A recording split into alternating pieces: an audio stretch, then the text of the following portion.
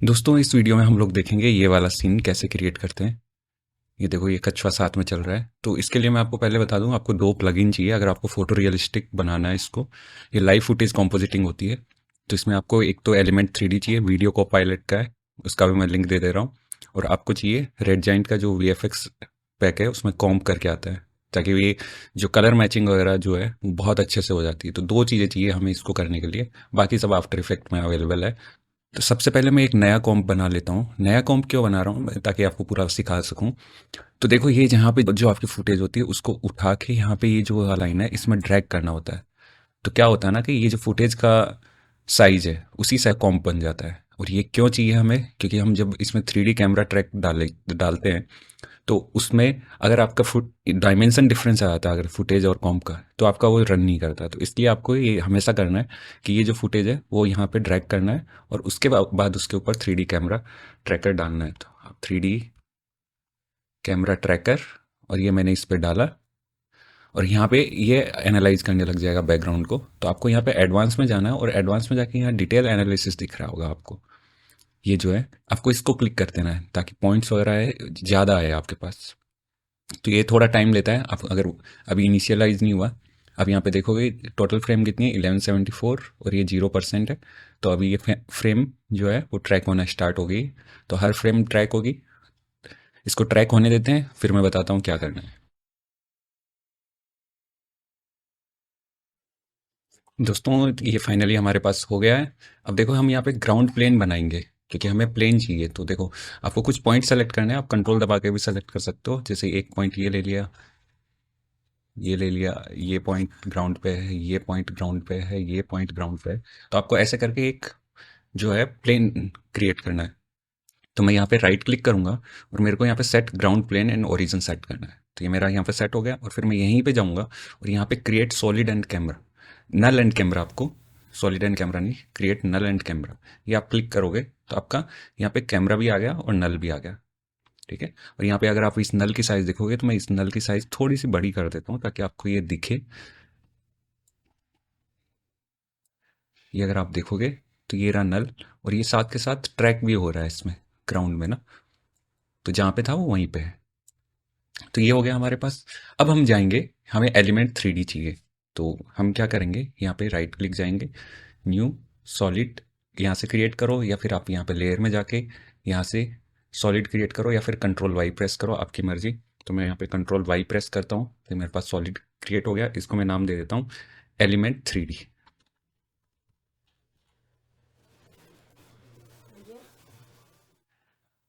उसके बाद आपको जाना है यहाँ पे इफेक्ट में जाना है, यहाँ पे वीडियो को पायलट, ये एलिमेंट रहा, इसको आपको अप्लाई करना है इस पे। ये अप्लाई हो गया। अब यहाँ पे मैं सीन में जाऊँगा, ये मेरा सीन सेटअप है। आपको यहाँ पे क्या करना है, ओबीजे सीक्वेंस इंपोर्ट करनी है। तो मैं यहाँ पे जाऊँगा फाइल, फाइल में इंपोर्ट, इंपोर्ट में 3D सीक्वेंस, और यहाँ मैं जाऊँगा, मैं अपनी ओबीजे सीक्वेंस सर्च करूँगा। तो मैं यहाँ पे ये देख लेता हूँ मेरी ओबीजे सीक्वेंस कहाँ पे है। ये रहा टर्टल ओबीजे सीक्वेंस, और मैं इसको वन फर्स्ट वाले को सेलेक्ट करना होता है और ओपन करोगे। और यहाँ पे ये जो है आप इसको ओके कर दो, डिफ्यूज कलर वगैरह जो भी आ रहा है। तो यहाँ पे हमारे पास टर्टल आ गया, लेकिन वो दिख नहीं रहा है, छोटा साइज है। तो आप क्या करोगे, यहाँ पे जाओगे नॉर्मलाइज साइज में और इस पर क्लिक करोगे तो ये अपने आप नॉर्मलाइज साइज हो जाएगी इसकी। अब देखो यहाँ पे इसका मटेरियल जो है वो मटेरियल नहीं है हमारे पास। तो हम क्या करेंगे, इसको मटेरियल देंगे। तो यहाँ पे देखो ये वाला जो है, ये इसमें इसका जो है टेक्सचर वो आ नहीं रखा है। तो मैं यहाँ पे जाऊँगा वापस अपने ओबीजे सीक्वेंस में, यहाँ पे मेरा टर्टल टेक्सचर भी है, और यहाँ पे ये जो 8 बिट है ये मैं सेलेक्ट कर लूँगा। और ये मैंने सेलेक्ट करते ही यहाँ पे देखो आप टेक्सचर आ गया हमारे पास। ये रहा हमारा टेक्सचर। अब हमें यहाँ पे नॉर्मल बम्प भी चाहिए, तो हम नॉर्मल भी लेंगे। यहाँ पे फिर से जाऊँगा, ये रहा नॉर्मल, और आप इसको यहाँ पे ये वाला भी सेलेक्ट कर लिया हमने। तो हमारा ये टर्टल आ गया। अब इसमें इसको आप देखोगे, ये रहा टर्टल। अब देखो इसकी ग्लोसीनेस, ये इतना ज़्यादा ग्लोसी थोड़ी होता है कोई चीज़। ये देख रहे हो यहाँ पे, ये बहुत ज़्यादा ग्लोसी है। तो आप इसकी ग्लोसीनेस जो है वो ऑलमोस्ट जीरो ही कर दो। तो यहाँ पे मैं बॉडी में जाऊँगा और बॉडी में जाके मेरे पास ग्लोसीनेस जो है 200% है, इसको आप जीरो कर दो ऑलमोस्ट। तो अभी ये काफ़ी सही लग रहा है। अगर आपको लगता है कोई ऑब्जेक्ट थोड़ा ग्लोसी होता है तो हल्का सा उसमें, अगर आप थोड़ा सा भी देते हो इसमें, 5% भी देते हो, तब भी ग्लोसीनेस आ जाती है इसमें थोड़ी। तो आपने ये कर लिया, अब आपको ओके पे प्रेस करना है। जब आप ओके पे प्रेस करोगे तो आपका यहाँ पे एलिमेंट 3D में टर्टल आ जाना चाहिए। अभी टर्टल ये रहा यहाँ पे। तो अगर आपको देखना है टर्टल तो आप देख सकते हो। तो इसके लिए मैं क्या करूँगा कि यहाँ पे जाऊँगा अपने ग्रुप में, ग्रुप 1 मेरा ये एक्टिवेट है, और यहाँ पे क्रिएट जो है इसको कंट्रोल करने के लिए क्रिएट ग्रुप नल करूँगा। तो ये मेरा क्रिएट ग्रुप नल हो गया। और यहाँ पे आप जाके इसकी साइज़ वगैरह भी बढ़ा सकते हो। तो मैं पार्टिकल का जो लुक है इसमें जाऊँगा, और यहाँ पे पार्टिकल साइज़ है तो मैं पहले एक बार थोड़ी बड़ी साइज़ करता हूँ ताकि मेरे को पता चले कि है कहाँ पे। ये रहा मेरा टर्टल। मैंने 70 किया तो ये मेरे को पता चल गया ये मेरा टर्टल है यहाँ पे। अब मुझे इसको सीन के साथ सेट करना है और चेक करना है कि इसके साथ मैच हो रहा है या नहीं हो रहा है, इसके साथ ट्रैक हो रहा है या नहीं हो रहा है। तो मैं यहाँ पे इसको पहले तो यहाँ पे ये नल लेता हूँ, इसको सेट कर लेता हूँ, और ये मेरे को यहाँ लगाना है, और इसको थोड़ा रोटेट वगैरह भी कर लेता हूँ क्योंकि इसका मुंह जो है वो दूसरी साइड है। ये आप यहाँ पे जाओ, अगर आपको यहाँ पे रोटेशन में दिक्कत हो रही है तो आप यहाँ पे ग्रुप नल में जाओ। आप यहाँ से बहुत इजीली आप इसको रोटेट कर सकते हो। तो यहाँ पे देखो ये जो ओरिएंटेशन है वो कौन से एक्सिस के रेस्पेक्ट में हो रहा है, ये देखो ये वाई वाला हो रहा है। तो आप ये इजीली इसका मुंह जो है अपने सब्जेक्ट के डायरेक्शन में कर सकते हो। और यहाँ पे मैंने ले गया इसको, और ये यहाँ पे इसको सेट कर दिया। अब थोड़ा सा साइज बड़ा लग रहा है तो वो हम एक काम करते हैं, इसको जी डेप्थ में लेके जाते हैं, डेप्थ में लेके जाते हैं, क्योंकि ये पीछे की साइड चलेगा। तो पीछे की साइड चलेगा तो मैं इसको थोड़ा अंदर के साइड लेके जाता हूँ, और यहाँ पे लाके इसको सेट कर देता हूँ। तो ये मेरा, आप देखोगे टर्टल इसके साथ आ रहा है। और इसके मेरे को थोड़ा सा साइज छोटी करनी है तो साइज छोटी कर सकते हो। इसको थोड़ा मैं ऊपर भी कर देता हूँ। अभी मैं एनिमेट नहीं कर रहा इसको, अभी एनिमेट करना है हमें, ये ऑलरेडी एनिमेटेड है लेकिन इसको प्रॉपर करना है। तो हम क्या करेंगे इसमें नेक्स्ट, इसको पहले प्ले करके देखें कि ये साथ के साथ ट्रैक हो रहा है यानी फुटेज में ये ट्रैक हो रहा है, लेकिन सब्जेक्ट इससे क्या होगा थोड़ा आगे चला जाएगा क्योंकि ये अपनी जगह फिक्स है, ये एनिमेट नहीं हो रखा है। तो हमें वो चीज़ सेट करनी है। वो चीज़ हम कैसे करेंगे वो मैं आपको बताता हूँ। आप यहाँ पे जाओगे, आपको पोजीशन कहाँ रखनी है वहाँ पे देख लो कि सपोज मेरे को स्टार्टिंग में आया, मैं यहाँ पे मेरे को ग्रुप नल की इसकी पोजीशन जो है वो यहाँ पे रखनी है। तो आप यहाँ पे पोजीशन, आपको ओरिएंटेशन भी चेंज करना होगा। तो पोजीशन और ओरिएंटेशन मैंने दोनों ले लिया, और थोड़ा सा मैं इसको पीछे कर देता हूँ। और इसमें अभी मैं मास्क प्रॉम्प्टिंग नहीं बता रहा हूँ, इसमें मास्किंग वगैरह रोटोस्कोपिंग। तो हम क्या करेंगे, कछुए को थोड़ा सा आगे ही रखेंगे ताकि ये इसके ऊपर ओवरलैप ना करे। तो यहाँ पे मैंने इसका कीइंग कर दिया, यहाँ पे की फ्रेम डाल दिया। अब मैं यहाँ पे पूरा आगे जाऊँगा, और अब देखो मेरा कछुआ कितना पीछे चला गया। तो अब मुझे उसको आगे लाना है, तो मैं इसको यहाँ करके वापस वही साइज पे ले आऊँगा। तो अब अगर आप देखोगे तो अब ये साथ साथ ट्रैक करेगा इसके। अब कछुआ भी साथ साथ चल रहा है, मतलब ऐसा नहीं है कछुआ पीछे हो जा रहा है। अभी क्या था, अभी हमने 3D ट्रैक वाले सीन में लाके कछुए को रख दिया था, तो वो वहीं फिक्स था अपनी जगह, वो जगह चेंज नहीं कर रहा था, लेकिन 3D सीन के साथ ट्रैक हो रहा था। जैसे जैसे 3D सीन का मूवमेंट आ रहा था वो ट्रैक हो रहा था। लेकिन अब क्या है, हमने इसको एनिमेट कर दिया। तो ये एनिमेशन के बाद ये स्मूथली चलता जाएगा। अब इसमें थोड़ा सा बस ध्यान रखना कि ये पर्सन के ऊपर ना आए। वैसे मैंने किया है वो मास्क प्रॉम्प्टिंग, लेकिन मैं अभी अवॉइड करवा रहा हूँ ताकि आपका और ज़्यादा कॉम्प्लिकेट ना हो। पहले आप ये कर लोगे तो फिर बाद में वो भी हो ही जाएगा। तो देखो ये कछुए के ऊपर आने वाली है, जस्ट ये नीचे चली गई। तो मैं एक काम करता हूँ, यहाँ पे मैं जाऊँगा और नेक्स्ट की फ्रेम पे, ये ध्यान रखना ये आप यहाँ पे लाके रखोगे इसको, माउस को, इसको प्लेबैक को, तो ये एग्जैक्टली की फ्रेम पे नहीं आता। तो बेटर है आप ये एरो यूज करो ताकि वो नेक्स्ट की फ्रेम पे मूव करने लग जाए। तो मैं इसको थोड़ा सा और आगे कर देता हूँ ताकि वो इस पे ओवरलैप ना करे। आप यहाँ पे आराम से चेक कर लो, ये अभी भी ओवरलैप कर रहा है। तो मैं थोड़ा सा और आगे कर देता हूँ। तो ये मेरा अब ओवरलैप साइड नहीं करना चाहिए, और थोड़ा बहुत ओवरलैप कर रहा है, ठीक है, वो आप पोजीशन अपने से मैनेज कर सकते हो। तो ये हो गया हमारे पास कछुआ एनिमेट हो गया। अब उसके बाद हमें क्या करना है, अगर हम देखोगे तो पर्सन जो है वो रोटेट हो रहा है, तो अगर हम इसको कछुए को भी इसके साथ रोटेट करें तो बहुत प्यारा लगेगा ये। तो हम क्या कर रहे हैं यहाँ पे, रोटेशन में यहाँ पे भी जी एक्सिस के रोटेशन होना है इसका। तो ये हम इस पे ले लेते हैं, आप चेक कर सकते हो अपने से। तो यहाँ पे ये रोटेशन है, और फिर बाद में यहाँ पे जाके ये जहाँ ख़त्म हो रहा है, जहाँ पर्सन सीधा हो रहा है वहीं पे हमें इसको कछुए को भी सीधा करना है। तो हम इसके अलोंग इसको रोटेट कर रहे हैं, और ऑलमोस्ट 360 होगा, क्योंकि जीरो पे था तो 360 डिग्री एंगल रोटेट होगा वो। अपने एक्सिस पे पूरा रोटेट हुआ है। तो यहाँ पे मैं डाल देता हूँ 359 डाल देता हूँ। ठीक है। तो अब अगर आप देखोगे यहाँ पे, तो ये कछुआ भी साथ में रोटेट हो रहा है इसके पर्सन के साथ में। तो यहाँ पे मैं चला के दिखा देता हूँ। ये देखो, ये कछुआ भी साथ में रोटेट हो रहा है इसके। तो इसका मतलब हमारे ये सीन सेट है। एक चीज और करना है इसमें, यहाँ पे ये जो है, ये ऐसा लग रहा है तुरंत चलने लग गया, तो मोशन स्मूथ सा नहीं आया। तो वो करने के लिए आप इनको सेलेक्ट करो और यहाँ पे F9 प्रेस कर दो या फिर ईजीज कर दो। तो ये अब जो है वो स्मूथ सा रन आएगा, मतलब ना, जो एक जर्क आता है, कि वो स्ट्रेट लाइन वाले बनते हैं। अगर हम डायरेक्ट की फ्रेम्स लगाते हैं तो वो स्ट्रेट लाइन वाले ऐसे डायरेक्ट वाले बनते हैं, सीधा जर्क आता है। इसमें क्या होगा, बहुत स्मूथ से होके वो चल के घूम के जाएगा। तो ये जो की फ्रेम है उनको स्मूथ करने के लिए आपको इस टाइप से करना है।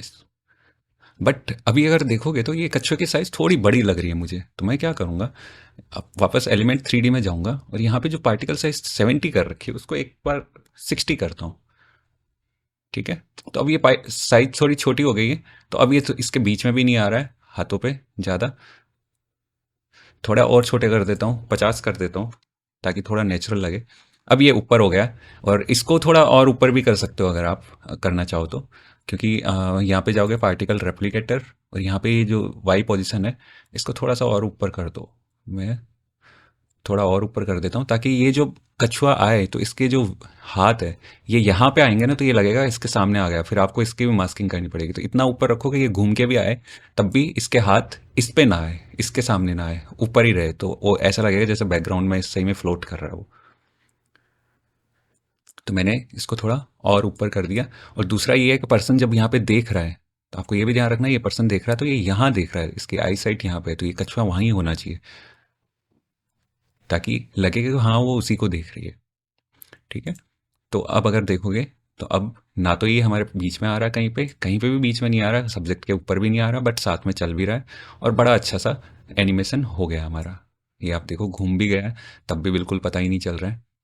तो ये चीज़ हो गई हमारे पास एलिमेंट 3D के एनिमेशन। अब इसमें क्या है ना, ये जो कलर है, हम चाहते हैं बैकग्राउंड का कलर इस पे आ जाए। तो बैकग्राउंड का कलर लाने के लिए आपको क्या करना पड़ेगा, आपको यहाँ पे जाना पड़ेगा कस्टम लेयर्स में, यहाँ पे कस्टम टेक्सचर मैप, और हम चाहते हैं कि इस बैकग्राउंड से ये लाइट उठाए। तो यहाँ पे हम जो नन है वहाँ पे बैकग्राउंड सेलेक्ट कर लेंगे। तो ये चंदू उदयपुर मेरे पास ये है, मैंने इसको सेलेक्ट किया। अब यहाँ पे आपका ऐसा नहीं है कि ये आपको सेलेक्ट करती आपका एनवायरनमेंट इस पे अप्लाई हो जाएगा, आपको सीन सेटअप में जाना पड़ेगा। बट उससे पहले आप सेव कर लो अपना प्रोजेक्ट, क्योंकि कई बार होता है आफ्टर इफेक्ट का जो होता है, मैंने आपको पहले वीडियो में बताया हुआ है कि ये 200 GB 300 GB भी आपका जो रैम, जो डाटा मतलब स्टोरेज है वो कैप्चर कर लेता है। तो बहुत हैवी होता है, क्रैश हो जाता है कभी भी। तो वो अवॉइड करने के लिए फिर आपको जाना है सीन सेटअप में, और सीन सेटअप में हमारे पास आएंगे हम एनवायरनमेंट में। एनवायरनमेंट में यहाँ पे ये सेलेक्ट करेंगे, और ये देखो कस्टम लेयर में चंदू उदयपुर जो आपका बैकग्राउंड का नाम है वो क्या, देखो आपका यहाँ पे चेंज हो रहा है। ये मैंने रीसेट किया फिर से, कस्टम लेयर, अगर आप दूसरी लेयर सेलेक्ट करते हो कस्टम लेयर 2, तो ये कुछ भी नहीं हो रहा है, नॉर्मल लाइट है। बट आप ये सेलेक्ट करते हो तो ये देखो इसके एनवायरनमेंट की लाइट उठा ले रहा है, और आप इसको ओके करोगे तो यहाँ पे देखो एनवायरनमेंट का थोड़ा सा लाइट यहाँ पे आया है। अब इस पे थोड़ा लाइटिंग वगैरह वो आपको भी सेट करना है, तो वो भी कर सकते हैं। तो अभी पहले मैं लाइटिंग नहीं ले रहा, मैं जा रहा हूँ यहाँ पे यूटिलिटीज में, नहीं, रेंडर सेटिंग।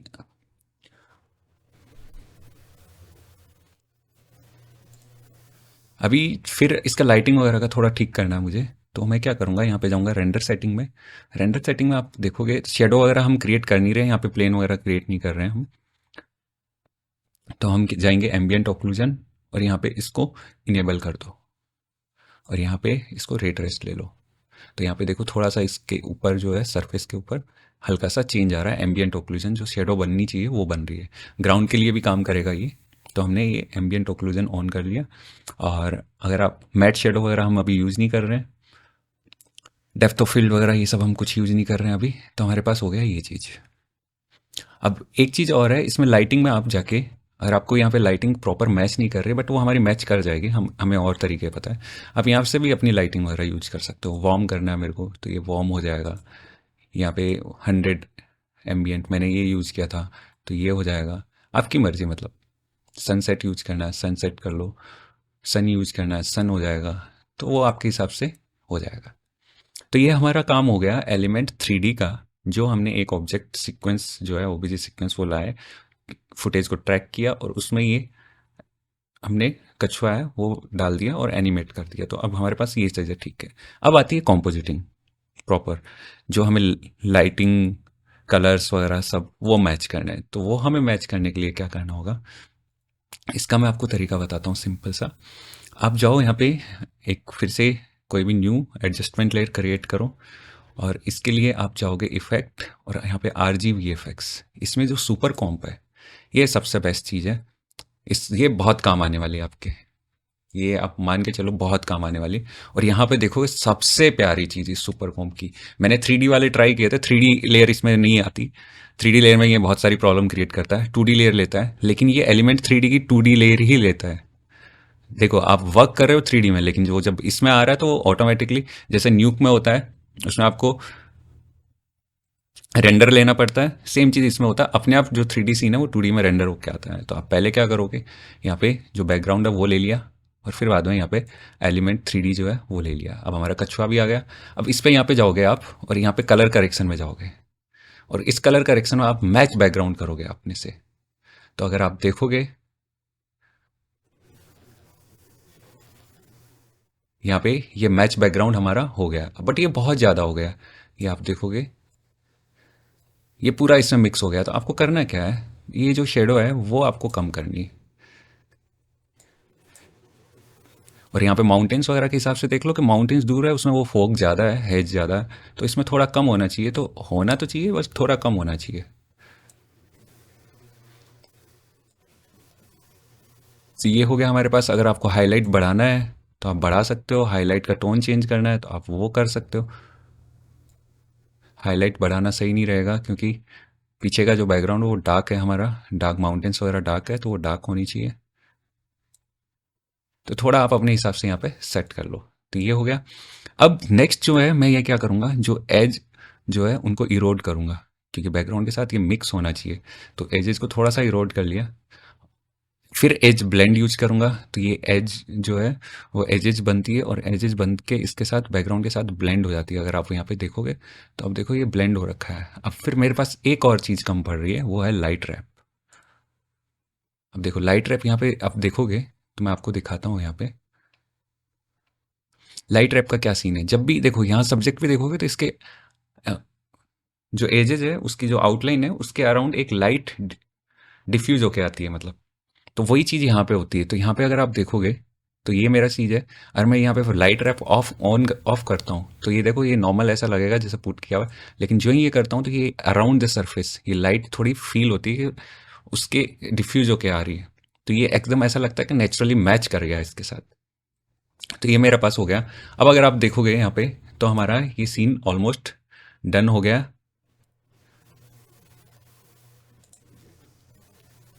फुटेज वगैरह सब मैच हो रही है, ठीक है।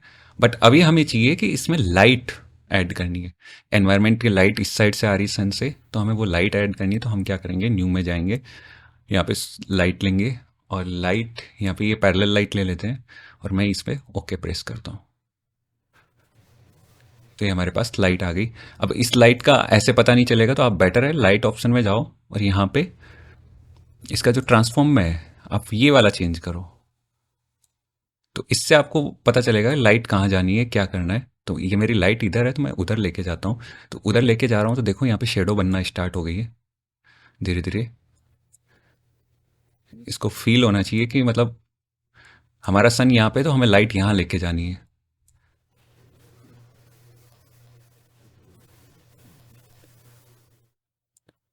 आप ऐसे भी लेके जा सकते हो, इसको ड्रैग कर दो और ये जो पॉइंट ऑफ इंटरेस्ट है ये जो है सब्जेक्ट यहाँ पे कर दो और फिर आप इसको,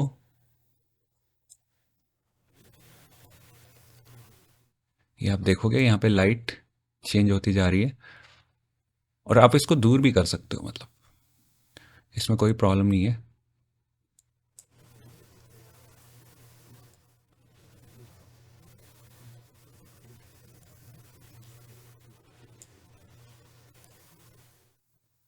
तो अगर मैं लाइट यहाँ पे हटाऊं तो ये चीज़ है और लाइट लगाने पे ये वाली चीज़ है।